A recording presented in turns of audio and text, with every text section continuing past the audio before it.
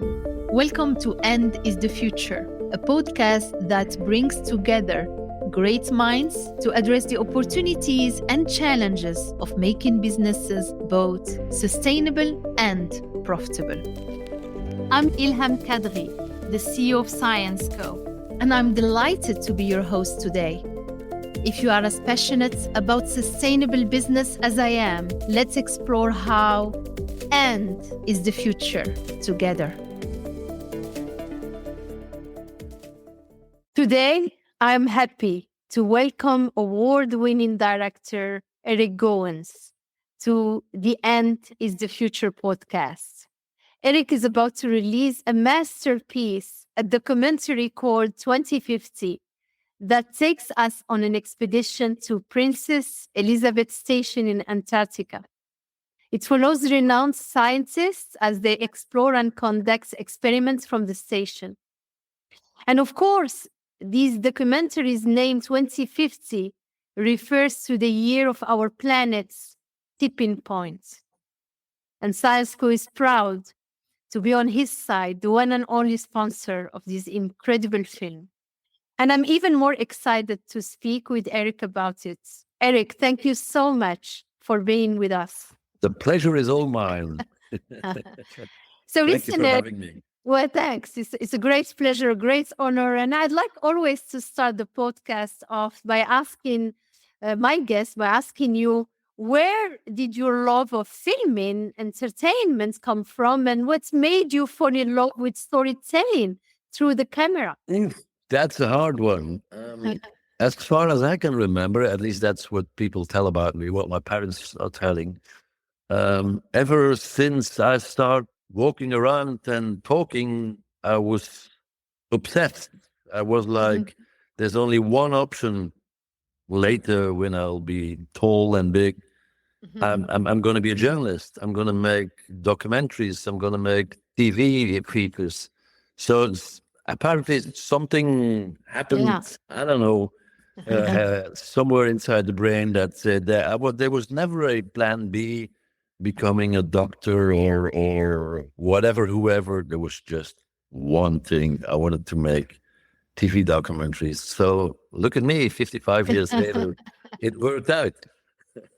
Well, it's great. It's TV documentaries, but it's also, it's a camera and it's amazing. And your work up until this point has been probably very different, if it's fair to say that, from 2050. You've had so many hit shows like Conclave, right, from it, for instance. And for any of our listeners, maybe who don't know it, I would really invite you to go and watch it. Conclave is a brilliant series in Belgium where Eric invites politicians to a castle to spend the day with him. So what inspired you now, Eric, to go in a different direction, in this completely different direction? I've heard you say that Antarctica was a project of life, was a project that's haunted you for a long time. Can you tell us why? I was there 6-7 years ago to make a documentary, but a short one. That's where I met a lot of people who are still there, like Alain Hubert, the Belgian explorer who started up the whole station in Antarctica. At that time, I was there to tell a different story, but ever since I was there, I was so captivated and so, I don't know, flabbergasted and blown away by the beauty and all the problems around the climate that I told myself, listen up, when all is said and done, that is not now, but 15, 20 years from now, that will be my exclamation point. Yeah. But climate became more and more as a topic oppressing that I said, why on earth would I wait another 10 or 15 or 20 years? So like 2 years ago, I was like, you know what? I'm going to do it now because it's needed now. There's a lot of opinions. There's a lot of discussion about climate and climate change. And it's very like the rest of society. It's very polarized. It's very black and white. And I just know that the big mass in between doesn't know. They know there's a problem, but because of the polarized discussion, people tend to put it away, to push it away. I mean, if a debate is so heated, they stop listening to it. So that's why I finally concluded that it's needed now, because a lot of people want to hear what is going on with the climate, what the problems are, and are ready and open to listen to that debate. So that's a very important thing about the whole movie. It's not a typical climate documentary. I mean, in the typical definition of climate documentaries, there's always a very aggressive, negative, pessimist. It's always the end of the planet as we know it. Yeah. And what we want to describe is the situation as it is, which is worse than we expect, actually. But at the same time, it's not that we're going to give the answer, but we are the very first generation that know the problem and the solution. I mean, you cannot blame the people of the 80s for not doing anything. They didn't know there's a problem, let alone there would have been a solution. Around 2000 and something, people knew that there's a problem, not knowing the solution. And again, there we are. I mean, and again, talking about 2050, it's not something that is going to happen like 2 centuries from now. We have to act now. I mean, what we say in the movie is, you count, and all of us count. All of us.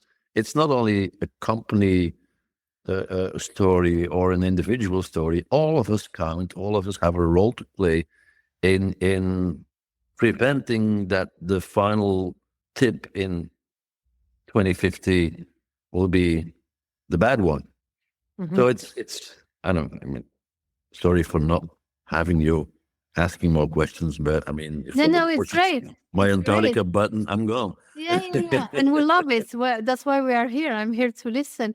I loved what you said, Derek. I used to say a sentence, I'm going to repeat it, but I loved what you say. I'm going to steal it from you going forward.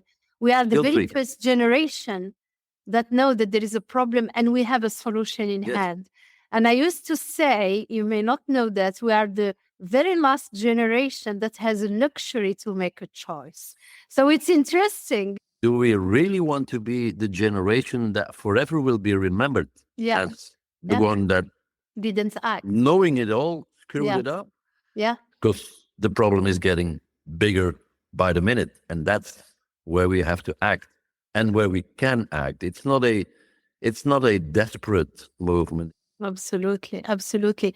And you talk about the continent's beauty, and we had the chance to see a few clips already. And wow, I mean, it's amazing. It's beautiful. That really comes out in the documentary. Amazing scenes of nature, and there are really still so few people who have traveled there. So you can tell us what it's like to actually experience this incredible continent. It's insane. I don't find another word. I want to do it, by the way. I mean, I mean, we've been going to places where you know that a couple of hundred of people have been there before, and already that idea is just crazy. At one moment we went, it's at the east coast to the so-called Derwal shore. It's named after a Belgian scientist that went there 50 years ago. I mean, it's absolutely, and I've been to a lot of places. Ever since I've been to Antarctica, I'm part of the happy few that has been on every continent. So I've been traveling quite a while. But that particular moment at that particular coast, I mean, it was mind blowing. Usually, I'm someone who can say anything, everything with words, but to describe the beauty of that particular place, I mean, that could be the best possible invitation to go to the theater. Just seeing the Derwal coasts with all of the beauty, but again, not enough words to describe the beauty of that place. It's you have to try to imagine what it means to be surrounded by nothing. nothing. Yeah. There's nothing at Antarctica except for snow, air, water and ice. But you cannot possibly imagine the sound of silence and the view of nothing. That is so amazing. And if I say nothing, there's not a plane above your head.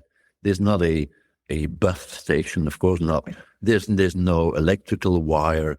There's nothing. And the only thing you hear is silence and a magnificent view. There's not a second place in the world where you can enjoy that kind of view combined with the sound of silence. It's amazing. Yeah, and I'm sure the sound is actually a music of silence, right? So Well, it's amazing. the best sound is still the silence. Yeah, yeah. With, So it looks like you often talk as well about how Antarctica is the barometer of the planet, right? And that's what happens there affects all of us. So how did you see that during the filming? well, it's there's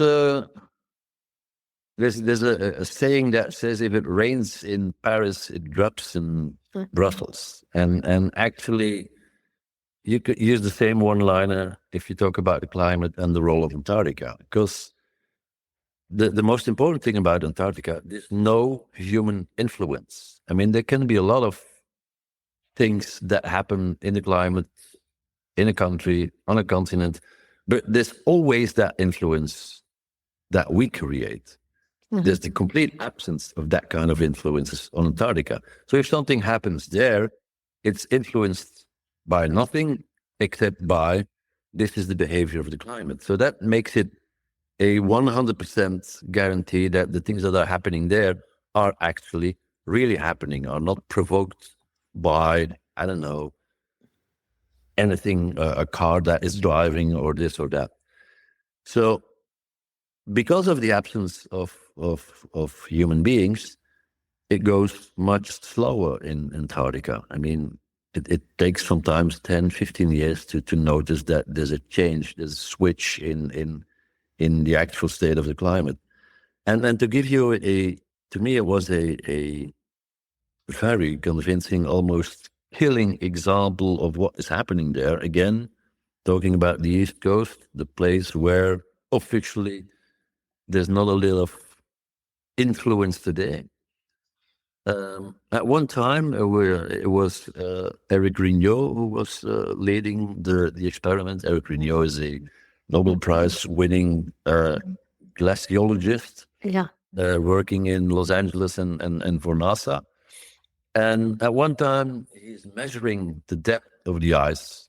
And he says to me, it's 800 meters. You have to know, I mean, Antarctica is a continent, so you have the soil, and on top of that, you have ice and snow. And when he told me it's 800 meters, I'm only human. I was looking at him and I said, Eric, what's the problem? 800 meters of ice. I mean, I guess we can miss a couple meters. And he says, whoa, wait a minute. It's 800 meters here, and 2 kilometers further on, there was only 400 left. I mean, if you lose half of your ice and snow Wow. on a distance of 2 kilometers, I mean, if you're not convinced at that particular moment that the ice and the snow are It's melting, melting away and creating the level of sea rise, there's no better evidence than that one to finally show and prove at Houston we have a problem. Absolutely. And it's so for the climate change skeptics, right, out there. Yeah. You're right. You are giving that perspective. Look, I am in a continent of no human being presence, but at the same time, you see the impacts, and I'm showing it. And the discussion about climate has become, in a way, politicized and polarized, hasn't it? And I know that you want this film to really open our hearts, eyes, ears, right, and what's going on, and provide an answer to the state of the climate once and for all. How do you think or hope to achieve that? Well, you have to show people that it's not a discussion about believing or not believing. It's the discussion is too important to leave it to the so-called non-believers or the so-called believers. You have to show that what is happening today, and people get to see it, unfortunately, more and more, that what is happening today is all linked. It's not just a coincidence. I mean, we saw what happened in Spain. We saw what happened in Pepinster in Belgium 2 years ago, and the so-called water bomb. I mean, if in 2 years ago, the water bomb in Belgium was 270 millimeters per square meter. In Spain, it was double. We're talking about 2 years. And it's the perfect one-liner that Eric Goens says. People are used to see their garage flooded sometimes. But maybe we should tell them that if we don't do anything, their garage is going to be flooded all of the times. And that's where, if people notice, I mean, as long as the climate debate is something, I'm not going to say out of space, but people feel the proximity today. They see, they know that if they go on a holiday, that it's way hotter than before. If it rains, that it's raining much more than before. That so the climate is going a little bit. It's losing its mind a bit, and people see that. So that's why I decided to make the movie now, because people are getting confronted with the very first signs of there is a problem. And if you bring it on a very human, low scale level, just to show we're not talking about the big phenomenon, but we're talking about you, we're talking about what it means to you. I mean, if you see that in San Francisco, they are investing today $1 billion to have a wall built, and not a political wall this time, but a climate wall to protect San Francisco against the possible sea rise level. That's something, those kind of arguments are very influential and very decisive in the mind of people. Absolutely. And I think you are giving those overwhelmingly clear evidences. I really liked your 800 meter to 400 meter, few meter or kilometers away, right? So many people are trying to reach the hearts and the minds, as I say, it's on this topic. Do you believe then, and I know it's your sweet spot, is what you do best, documentary is the most powerful way to do this? What is it about this documentary? Do you think that can really reach people and inspire them to act, for those people who didn't see the film yet? Well, the thing is, society has become very visual. They Yeah, sometimes say what you see is what you get. yeah, But as long as people don't see it, they just don't believe it. I mean, there's a very particular moment in the movie where, again, at the Derwal coast, every 2 years, there's the big ship that is arriving and putting down all the necessary things that are needed to survive, that can all barrels food. So the boat arrived 2 weeks before we were there.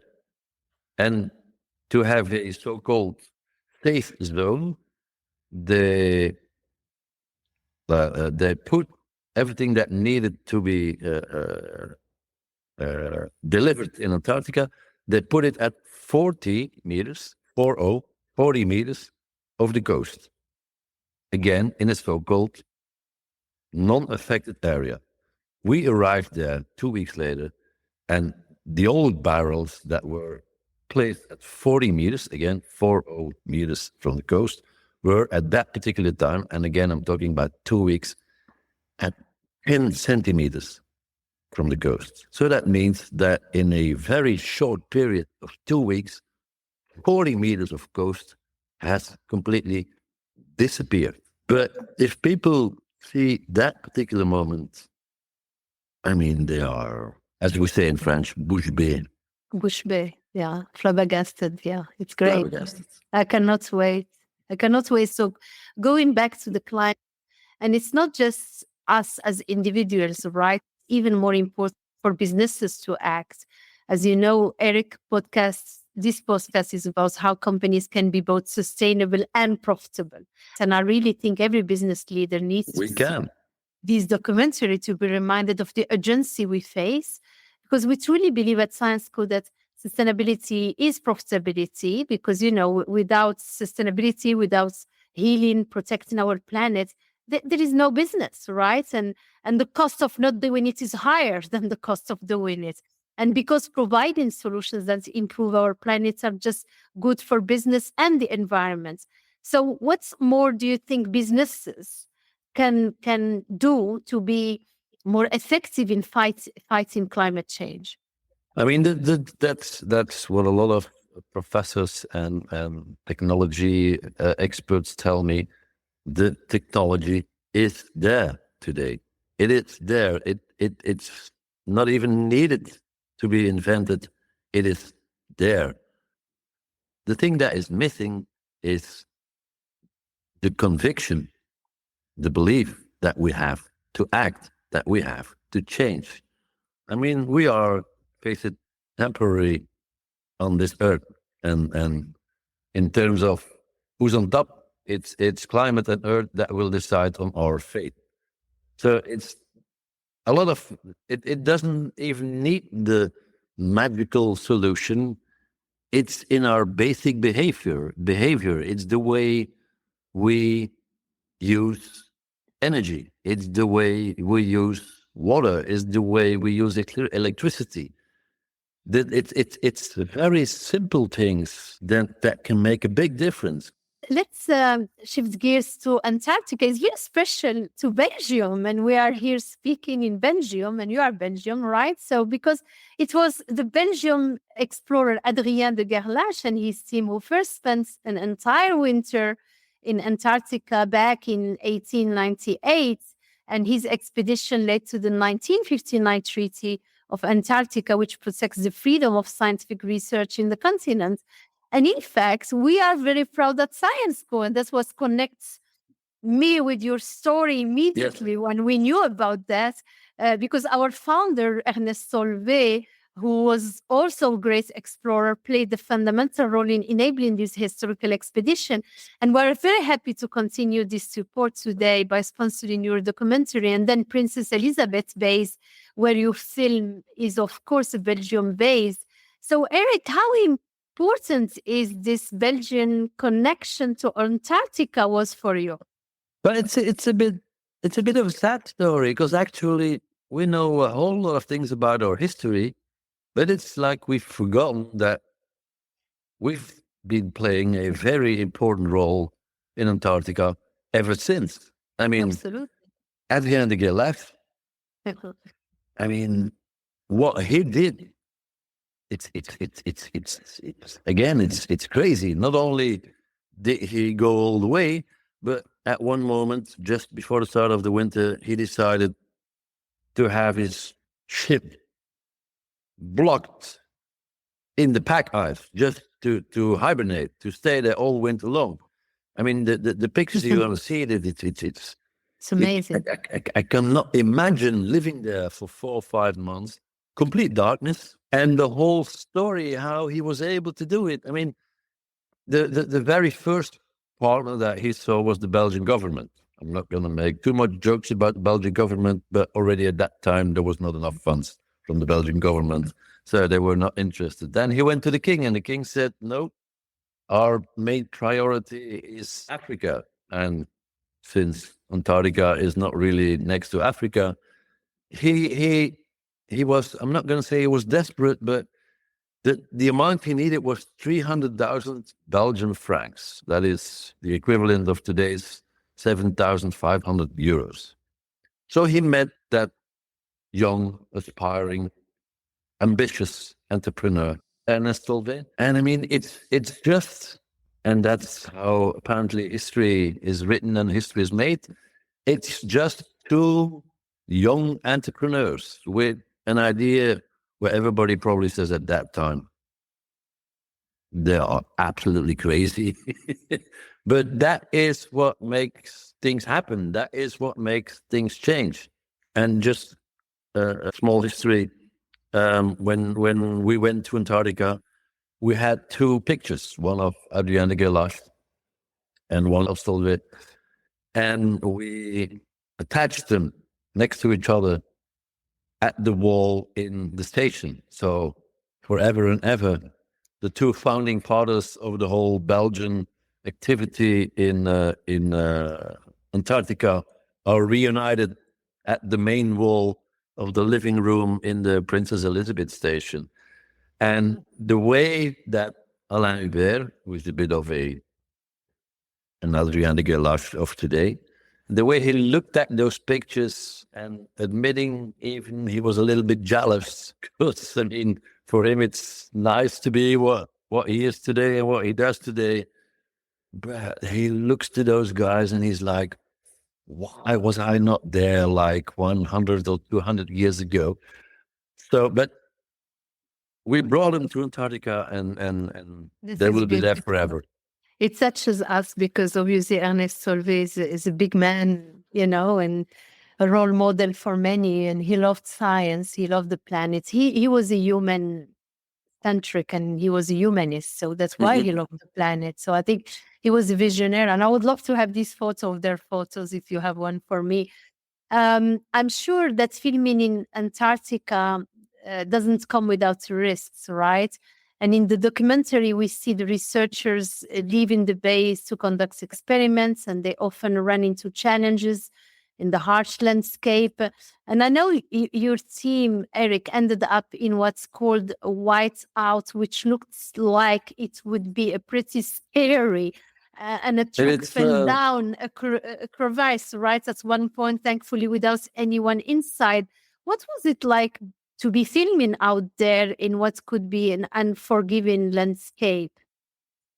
It's an unforgiving landscape. It's not even a question of what could be an unforgiving landscape. It's literally living on the edge, because with all the crevasses, so the ice craters, I mean, you can, and I don't want to sound macho about it, but I mean, it's just a question of every step you make, every move you make could be the fatal one.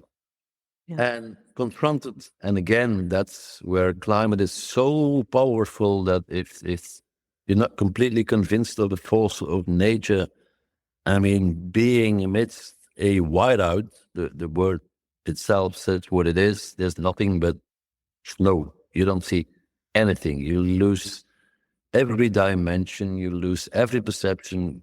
Try to imagine it. It's like being in a black room, only that room is white. And in the meantime, I mean, the wind is blowing at 150 kilometers per hour.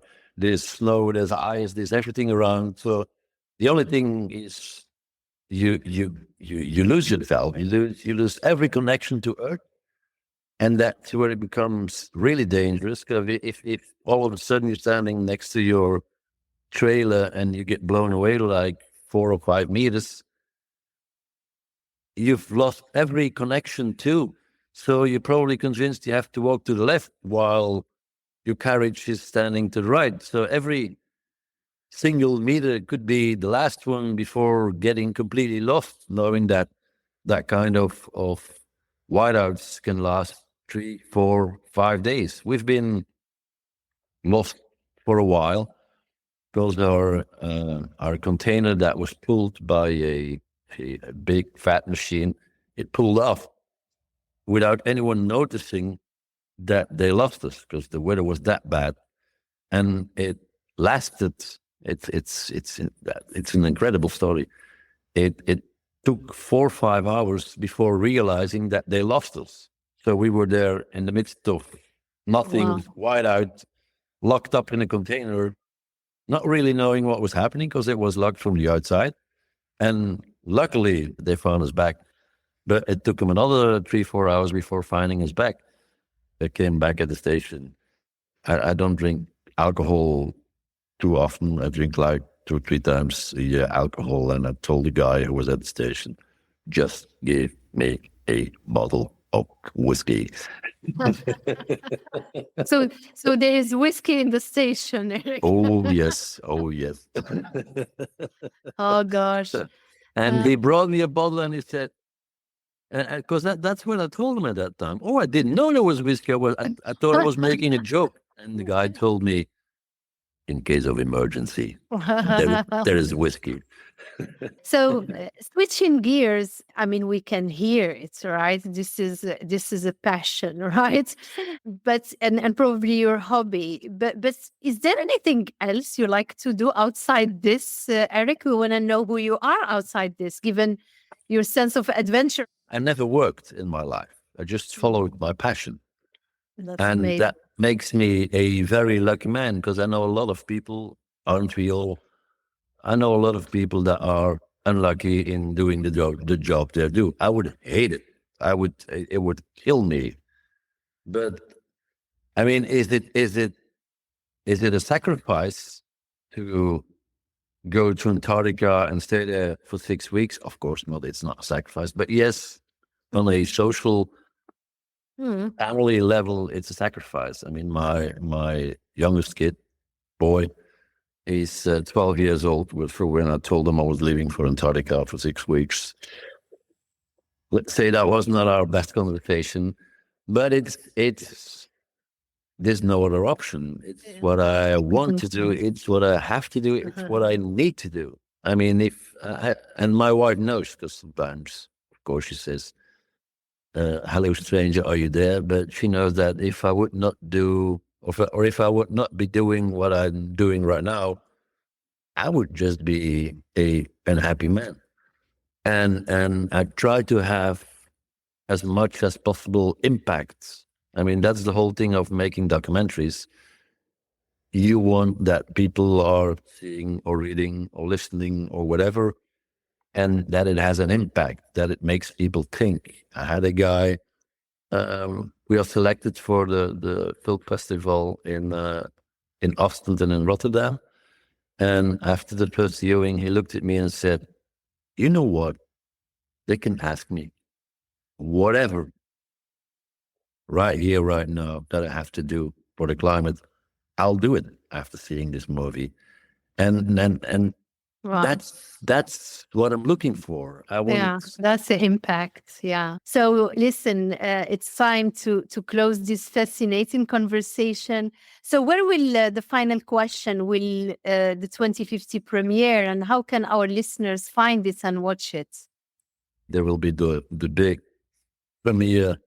Is it the 27th or the 29th? It's a Thursday. I'm just waking up in the morning and watching my agenda. Yeah. Is it in February? That's February. Dates? The last Thursday of February.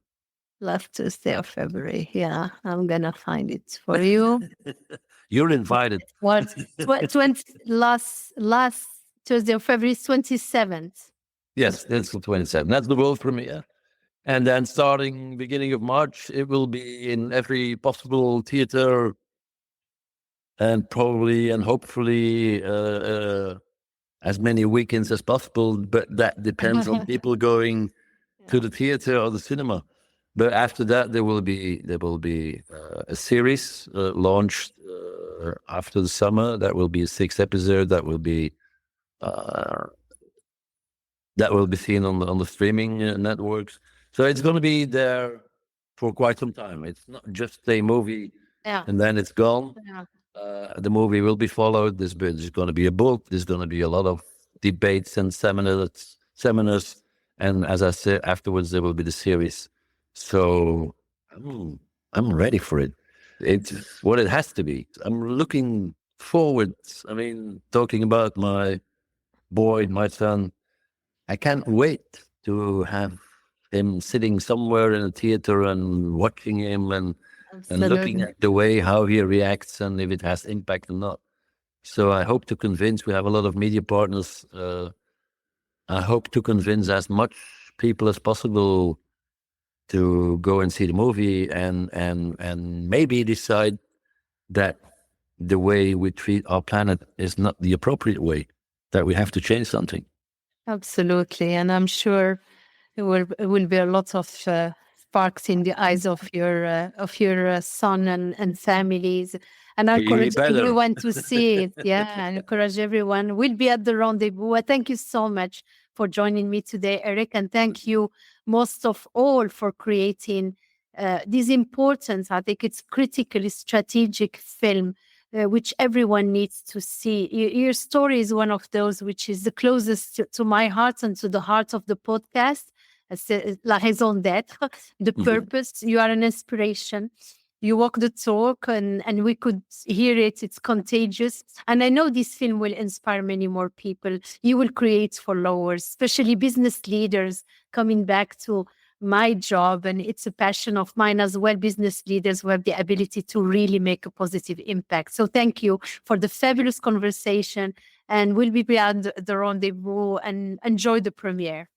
Thank you very, very, very much. And the pleasure was all mine. And we'll get to see each other end of February in a theater somewhere. Absolutely. Thank you so much for joining us today. For more information or to listen to other episodes, visit our website.